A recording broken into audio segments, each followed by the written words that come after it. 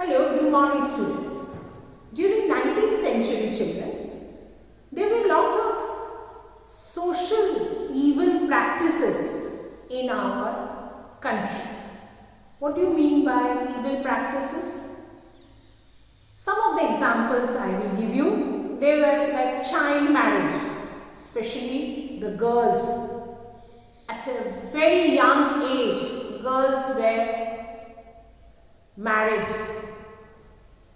Even widows were not allowed to remarry. These girls at a very young age, when they got married to men of an old age, men used to die and these girls were widow. Widow means a girl or a lady when she loses her husband dies, vidwa. So they were not allowed, and they were very young, not only allowed to remarry, they were not allowed to come out of the house, they had to shave off their head, they were not allowed to eat properly, they were not allowed to dress up, means any colorful clothes, they were tortured and they led a very difficult life. Children, they were practice of sati. What is sati, children? Sati is that when a husband dies in the Hindu religion, what happens? Dead body is burnt in a pyre. Pyre means log of wood, and the dead body is kept and it is burned. The widow, the lady who loses her husband, she was made to sit in that pyre alive. Just imagine a person who is alive and you are made forcefully to sit with your dead husband in that pyre and die with us. Such heinous crime of sati. Because at that time the girls or women were not having any say in the society. Men control the society, and they thought that women, when she loses her husband, she doesn't have a husband, she has no right to live. She has to die with her husband to attain some, great thing. So that was really a heinous crime, I feel so, when forcefully the men made that lady die with her husband and alive. So these practices, then caste system, there was in Hindu society, there were 4 divisions of the society: the Brahmins, the Kshatriyas, the Vaishyas and the Sudras. Now the Sudras means they were called Dalits. They were untouchable, and the Brahmins actually controlled the society. Whatever they said, the lower caste people had to follow. They were tortured, they were not allowed to enter the same village where the upper caste people lived. They were not even allowed to fetch water from the same well. Not only that, even when a lower caste man is passing by, if Brahmin or upper caste people like Kshatriya cross the shadow, they used to have bath, they used to think that their body has become impure. Just imagine. Because these Sudras were doing the work of cleaning, burning the dead bodies, and they are needed. And that's why Gandhiji called them Harijan, the son of God. Because they were treated in such a way, they were never allowed to come to the villages of the upper caste people, not allowed to go to these children of these Sudras were never allowed to study, even if they wanted to study. And it's hereditary, means a father who is working as a cleaning up, and a sweeper their son also has to do that, follow that. So there were a lot of evil practices in the society at that time. And some of the social reformers, some of them fought against these evil practices, though they had to, they had to face lot of difficulties, lot of opposition from the Indian peoples. Yes, some of the British were in favor of them. They were in favor of reforms, and we will study in higher classes when we study about Lord Dalhousie, Lord Ripon. They actually were favoring these reformers, and they brought some laws where sati was banned or made illegal. Then the girls who wanted to study, at that time girls were not allowed to go to school and study with the boys. So there were schools made for those girls.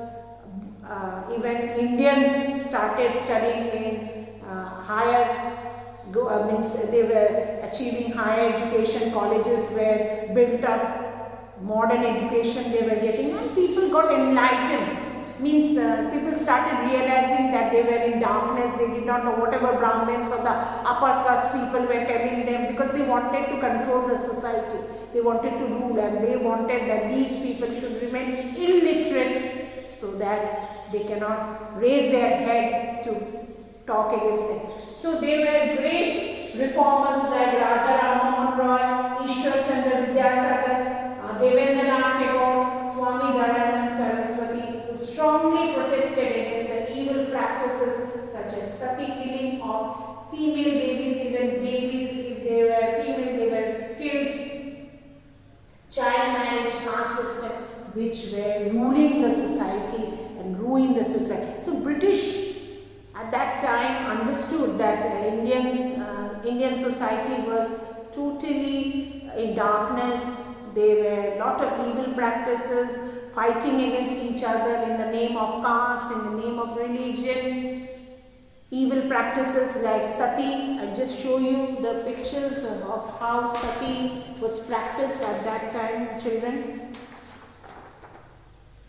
As you can see, that a female was made to sit in the fire. Fire means that fire where the dead body of her husband was kept, and men actually with arms were controlling her so that she doesn't run away, because there were incidents when you cannot, means how cruel you are, that you are burning somebody alive.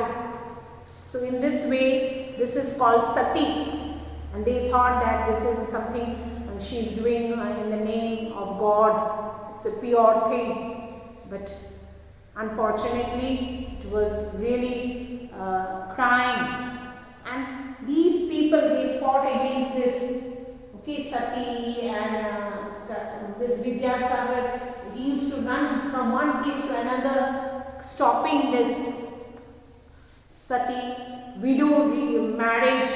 He even got his son married to a widow, so to set an example.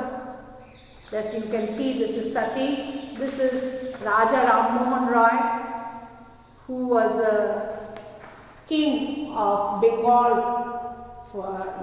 means Jamindar, you can say. He is from 22nd May 1772 to 27th September 1833. He was the founder of Brahma Samaj, who was against this caste system, against the idol practices which were followed in the Hindu religion.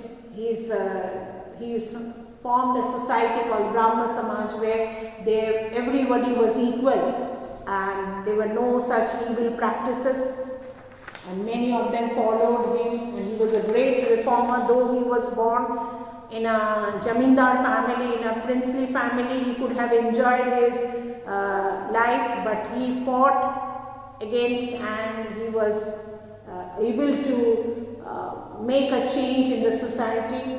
Then we come to Ishwar Chandra Vidyasagar. He was a principal in Sanskrit college, very literate people who wrote the alphabet in Bengali. His books are read, and he is from 22nd September 1822 29 July 1891, and he was a social reformer, key figure of Bengal Renaissance philosopher. He was an educator, writer, translator, publisher. Lot of things he has done, and he actually was the man who was behind that widow remarriage. Lastly, the Britishers passed a law that widows can be were allowed to remarry, because the widows were very young age they became widow and they had to lead a whole life. So Widow Remarriage Act in 1856, it's a great achievement by Vidyasagar, and he gained the title. Vidyasagar means a man with a sea of knowledge. Vidya, his name was means he got the surname due to his knowledge of Sanskrit. He studied in Sanskrit college, and this college he allowed even the children of lower caste people, the Dalit people, to study. Then we have this Dayanand Swami Saraswati, and he was actually the founder of Arya Samaj, the social reformist who worked for the reforms in the society. Here again, Raja Ram Mohan Roy, Sati, as you can see. Here you can see he is Jyoti Bhai Phule. He with his wife Savitri Bhai Phule, they were lower caste people, not allowed to study, and they opened the first school for women, and this is Vidyasagar. Dayanand Saraswati. Okay, so these reformers, they worked for the evil practices like sati, child marriage, widow remarriage, or means act against child marriage, stopping child marriage, widow remarriage, and the discrimination on the basis of caste. So they were the great social reformers of India in the 19th century. Thank you.